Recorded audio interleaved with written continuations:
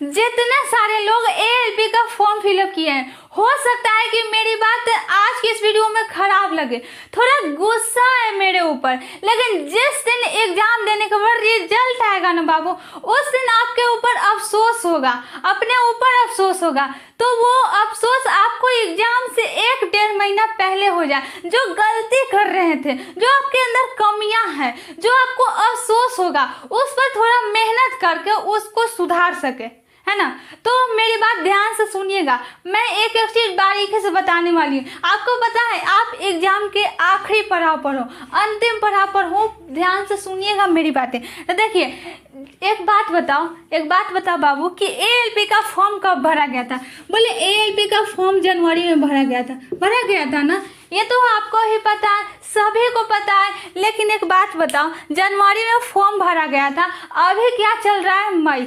जनवरी, फरवरी, मार्च, अप्रैल, मई, निकल गया ना 4 महीना निकल गया। एक बात बताओ कि इस फॉर्म को कितने कुछ यही बच्चे नहीं भरे होंगे, 2018 वाले जो हैं वो भी बच्चे फॉर्म भरे होंगे, है ना। ये भी बच्चे फॉर्म भरे होंगे, इनको मत छोड़िएगा। तो ये भी बच्चे फॉर्म भरे होंगे और आपके 4 महीने निकल गया। एक बात बताओ बाबू कि रेलवे का सिलेबस क्या है? सिलेबस रेलवे बता देता है, नोटिफिकेशन देता है, तभी बता देता है कि बेटा ये मैथ, रीजनिंग, जीके, जीएस पढ़ लो, मैं यहीं से क्वेश्चन पूछूंगा, इससे बाहर कुछ नहीं पूछूंगा, इतना पढ़ लो, सिलेक्शन लेके जाओ, कोई दिक्कत नहीं है। इतना बात समझ में आ रही है ना? समझ में आ रही है ना मेरी बातें? तो इतना सिलेबस है, इतना आपको कंप्लीट करना है। एक बात बताओ, टोटल आपको कितने नंबर का पेपर होगा? टोटल आपको 75 नंबर का पेपर होगा। और इसमें 2018 में जब आप तैयारी कर रहे थे तो उसमें आपको कितना नंबर आ रहा था? 30-35 नंबर आ रहा था। तो 30-35 नंबर आ रहा था तो आपका उस समय सिलेक्शन नहीं हुआ, आपका सिलेक्शन रुक गया। तो इस बार 2024 में उतना ही नंबर आएगा, जब आप एग्जाम लोगे तो उतना ही नंबर आएगा, फिर तो सिलेक्शन नहीं होगा। तो जब आपको 6 साल निकल गया, 2018 में आप फॉर्म फिलअप किए थे तो 6 साल आपको निकल गया, तो 6 साल के बाद आप क्या सुधार किए हो? क्या उतना ही है? जहां आप थे वहीं पे है क्या? जहां आपकी गाड़ी रुकी थी वहीं पे आपकी गाड़ी रुकी है, या फिर कुछ इसके बीच में कुछ किए हो, अपने ऊपर कुछ सुधार किए हो? क्या किए हो ये सोचना पड़ेगा ना, आपको खुद सोचना पड़ेगा, है ना। तो देखिए, ये 2018 वाले भी बच्चे फॉर्म भर रहे हैं। आप ईमानदारी से बताओ कि जो नंबर मॉक टेस्ट में आता था 30, 35, 40, क्या वही आज भी आ रहा है? आप ईमानदारी से बताओ कि आपको 75 में से कितना नंबर आ रहा है? आज कितना नंबर आप ले रहे हो, कितना नंबर उठा रहे हो? आप जितने सारे रेलवे का प्रीवियस ईयर क्वेश्चन पेपर है, चाहे वो एनटीपीसी हो, ग्रुप डी हो, टेक्नीशियन हो, एएलपी हो, आरपीएफ हो, वगैरह वगैरह, जितने सारे का पेपर उठाकर आप बनाइए। देखो बाबू, ये ग्रेजुएशन नहीं है कि इतने सारे अंक आए, इतना अंक क्रॉस कर लिए तो सारे के सारे बच्चे पास, चाहे वो 2 लाख हो, 5 लाख हो, कितना हो, फर्क नहीं पड़ता।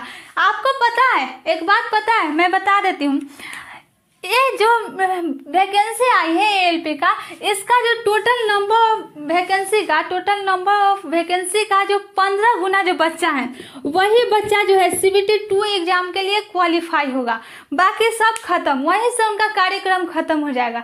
तो क्या आप इसके लिए क्या तैयारी किए हैं? 15 गुना में आने के लिए आपको मेहनत करना पड़ेगा। CBT 1 एग्जाम क्वालिफाई नेचर का है तो आपको क्वालिफाई करना होगा, ग्रेजुएशन नहीं है। आप ये मत सोच के चलो मैं ST से हूँ, SC से हूँ, EWS हूँ, OBC हूँ, तो मुझे 30 ही लाना है, 35 ही लाना है, हो जाएगा, इतना ही मेरा क्षमता इतना ही है, मैं बच्चा हूँ, मेरा कोई उम्र है एग्जाम देने का। तो ऐसा मत सोचो बाबू, नशा बिल्कुल छोड़ दो, है ना। नशा नहीं करो, नहीं तो पंचवर्षीय सप्तवर्षीय कार्यक्रम बनेगा और से ही करते करते निपट जाओगे, है ना। तो कंपटीशन बहुत बढ़ गया और आप कितना स्पीड से चल रहे हो? क्या वही कछुआ की तरह चल रहे हो, या फिर कुछ जो एवरेज से चल रहे थे, जो स्पीड से पहले चल रहे थे, क्या आज भी वही स्पीड है या इसके अंदर और भी स्पीड बढ़ाए हो? आपको पता है, आप पेपर के बहुत समीप आ गए हो, बहुत नज़दीक आ गए हो। आपको पता है रेलवे एएलपी का जो एग्ज़ाम होगा जून से अगस्त के बीच में आपका एग्ज़ाम हो जाएगा। सीबीटी 1 का एग्ज़ाम जून से अगस्त के बीच में होने वाला है, तो अगले महीने आपका एग्ज़ाम होने वाला है। और आपका कितना मार्क्स आ रहा है आप ध्यान से सुनिएगा। तो ये 15 गुना जो बच्चा है वो सीबीटी 1 एग्जाम देगा, सीबीटी 1 एग्जाम 15 गुना बच्चा देगा। और इसमें जो है जितना हाई लेवल का मार्क्स आएगा ना बाबू, ऊपर से रेलवे क्या करेगा, उठा लेगा और फिर नीचे का खत्म। और जितना 15 गुना बच्चा गया सीबीटी 2 एग्जाम देने, सीबीटी 2 में टोटल नंबर वैकेंसी का 8 गुना बच्चे को उठा लिया जाएगा, वही बच्चे साइको टेस्ट देगा। और फाइनली साइको टेस्ट देने के बाद जितना नंबर वैकेंसी था उतना का फाइनली सिलेक्शन होगा। तो ये मत सोच के चलिए कि मुझे 30 ही लाना है, 35 ही लाना है, 40 ही लाना है। नहीं नहीं, इतना का टारगेट लेकर बिल्कुल मत चलो, नशा बिल्कुल छोड़ दो बाबू, क्योंकि कंपटीशन बढ़ गया है। आप आज मानो, कल मानो या मत मानो, लेकिन एक दिन मानना तो पड़ेगा। ध्यान में रखिएगा। अब देखिए आपको कितना नंबर आ रहा है। जिस भी बच्चे को, एक बात बता दूं, मेरे से पूछो, जिस भी बच्चे को 50 नंबर आ रहा है ना, जिस भी बच्चे को 50 नंबर आ रहा है, 50 प्लस नंबर आ रहा है मॉक टेस्ट में, उनका स्ट्रैटेजी बहुत अच्छा है, उनकी तैयारी बिल्कुल परफेक्ट है। अब देखिए 50 प्लस नंबर आ रहा है ना, थोड़ा सा इस पर और मेहनत कर देंगे, थोड़ा सा और इस पर जान लगा देंगे ना, तो 50 से 55 आ जाएगा। और 50 से 55 जब आने लगेगा, जब आप एग्जाम दोगे ना, तो उसमें आपको 5 प्लस और 10 प्लस तो नंबर होगा ही होगा। और इतना नंबर आ गया ना, तो ऐसा कोई माई का लाल नहीं है जो आपको सिलेक्शन से रोक दे, ऐसा कोई नहीं है। इसलिए आप थोड़ा और जी जान लगा दीजिए। 1-1.5 महीना बचा हुआ है, आप इस पर थोड़ा और जान लगा दीजिए, क्योंकि एग्ज़ाम बहुत समीप आ गया है। थोड़ा अब तो सोचेगा कि मैम बोली है अब तो बहुत पढ़ूंगा। अब सीधा कई बच्चे सोचेंगे, कई बच्चे ऐसे सोचेंगे अब तो मैं बहुत पढ़ूंगा, सीधा पढ़ेंगे, आप सीधा पढ़ेंगे 16 घंटा, और 16 घंटा का टारगेट ले लेंगे और सीधा जाएंगे और सीधा पढ़ते रहेंगे। ओहो बहुत हो गया, सीधा नीचे चले आएंगे और वो इतना नहीं कर सकते हैं, ऐसे ही करते रहेंगे। तो नहीं, ऐसे नहीं करना, बारीकी से पढ़िए, जितना अच्छे से आप तैयारी कीजिएगा। मैंने इसके पहले भी स्ट्रैटेजी बना के दे दिया था, 2-3 महीने पहले ही बता दिया था कि बाबू ये चीज़ करना है, ये चीज़ नहीं करना है। जो बाकी बच्चे कर रहे हैं, जो बाकी भीड़ कर रहा है, उससे अलग करो। क्या हम अलग कर सकते हैं? ये चीज़ करना है, ये चीज़ छोड़ना है, सब नहीं करना है। मैं ये नहीं कह रही हूँ कि सारे सिलेबस को कवर कर लो, उतना कर ही नहीं सकते, बल्कि आप कमज़ोर हो तो आप इतना ही पढ़ो ना, इतना ही पढ़ो, लेकिन इतना अच्छे से उसको तैयार कर लो, इतने अच्छे से उसको पढ़ लो कि वो पढ़ने के बाद मेरे से बाहर, उससे बाहर क्वेश्चन नहीं बनना चाहिए। वो क्वेश्चन पूछेगा तो उसको हम मार के आएंगे, छोड़ेंगे नहीं, है ना। तो जो भी आप चैप्टर पढ़ रहे हो, जो भी पढ़ रहे हो ना बाबू, जो भी आप चैप्टर पढ़ रहे हो उसको अच्छा से पढ़ लो।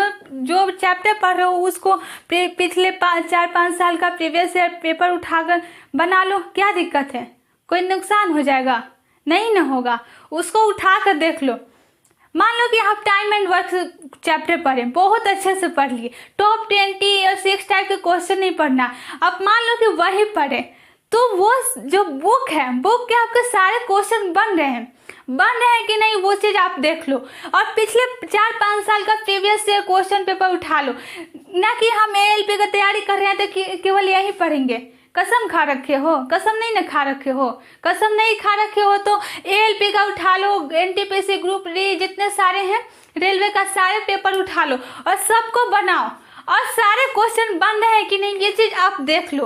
मॉक टेस्ट में कोई बना रहे हो तो कोई क्वेश्चन तो नहीं रुक रहा है, कोई रुक रहा है तो उसको भी देख लो, कोई छूटे नहीं, कोई गलती ना हो, क्योंकि आपको टोटल नंबर वैकेंसी के 15 गुना में ना आना है। 15 गुना में आने के लिए मेहनत करना पड़ेगा। और CBT 1 क्या है, क्वालिफाई नेचर का है, ध्यान में रखिएगा। और CBT 2 के पार्ट ए जो है उस पर आपका मेरिट बनेगा, तो उस पर सबसे ज़्यादा ध्यान देना है। समझ में आ रही है ना मेरी बातें? अगर नहीं समझ में आ रही है तो दोबारा से वीडियो को देख लीजिएगा। तो ऐसी स्ट्रैटेजी अपनानी है कि जो सारे बच्चे कर रहे हैं उनसे अलग करना है। अपने क्षमता को देखना है कि मेरी क्षमता क्या है, क्या मैं इससे ज़्यादा कुछ और कर सकता था, क्या जो मैं आज पढ़ा हूँ क्या वो मुझे आया है कि नहीं। ये सब चीज़ आपको खुद को जज करना पड़ेगा कि इससे जो आज हम किए हैं इससे ज़्यादा कुछ और कर सकता था, क्या इतना ही मेरी क्षमता थी, क्या इतना ही मैं कर सकता था। ये सब आपको सोचना पड़ेगा और पूरा जान लगा दो मेरे भाई, छोड़ना बिल्कुल नहीं है। क्योंकि कोई भी एग्जाम को क्रैक करने के लिए मुश्किल से, मैं बहुत ज़्यादा बोल रही हूँ ना, 1 साल तो बहुत हो गया। 1 साल इतना अच्छा से जान लगा दो, जब चमकना ही है ना तो पहले सूरज की तरह जलना पड़ेगा। पहले अच्छे से जलो उसके बाद चमकोगे, है ना। तो सभी की तरह मत सोचो कि सारे बच्चे इतने भीड़ लगा रहे हैं तो इतना है कंपटीशन, इतना वगैरह वगैरह, ये सब नहीं सोचना है। सबसे अलग करना है। आप क्या कर रहे हो नहीं कर रहे हो वो कोई नहीं जानता और जानना भी नहीं चाहता। आप कितने अच्छे हो वो कोई नहीं जानता और जानना भी नहीं चाहता। बस दुनिया आपके रिजल्ट देखती है। आप रिजल्ट कितना अच्छा दे रहे हो उसी से आपकी पहचान होगी कि बाबू तुम अच्छे हो या बुरे हो। समझ में आ रही है ना। तो अपनी काबिलियत पर पर्दा मत डालो, जितना गलती है उसको सुधार लो, अभी से ही सुधार लो। और अगर पर्दा डालोगे ना अपने गलती के ऊपर तो वो आप फिर उस पर धूल जम जाएगी, तो फिर आप नहीं उठ पाओगे। इसलिए आप कमेंट बॉक्स में ये बताओ कि आज अभी आपका कितना नंबर आ रहा है मॉक टेस्ट में, इसको आप ज़रूर बताएं कि मेरा इतना नंबर आ रहा है। मुझे बुरा लगेगा कि आपको आज भी इतना ही नंबर आ रहा है, लेकिन इसमें शर्म वाली कोई बात नहीं है। अब अगर आपका आज भी 30-40 नंबर आ रहा है तो उस पर थोड़ा मेहनत कर लो बाबू ना, क्या दिक्कत है बोलो, क्या कोई दिक्कत है? मेहनत कर लोगे तो कि कुछ दिक्कत तो नहीं हो जाएगी ना। मॉक टेस्ट दो तो उसमें एनालाइज करो कि मेरा इस पेपर में इतना नंबर आ रहा है, मैथ में इतना नंबर आ रहा है, मैंने ये चीज़ पढ़ा था, क्या मेरे से गलती हुई जो ये क्वेश्चन नहीं बना, क्यों क्वेश्चन ये फंसा, ये क्यों का जवाब ढूंढो बाबू। अगर क्यों का जवाब ढूंढ लिए ना तो मेरे भाई आपको सिलेक्शन से कोई नहीं रोक सकता, है ना। तो आप ज़रूर ये कमेंट बॉक्स में बताएं कि मेरा आज कितना नंबर आ रहा है, मैं कितना नंबर उठा रहा हूँ या उठा रही हूँ। समझ में आ रही है ना। तो अगर मेरी बात बुरी लगी हो तो क्षमा कीजिएगा, लेकिन आप थोड़ा अपने ऊपर मेहनत कीजिए बाबू, है ना। तो वीडियो अच्छी लगी हो तो लाइक कीजिए, चैनल को सब्सक्राइब करके बेल आइकन प्रेस कर लीजिएगा ताकि वीडियो का नोटिफिकेशन आपके पास पहुंचती रहे।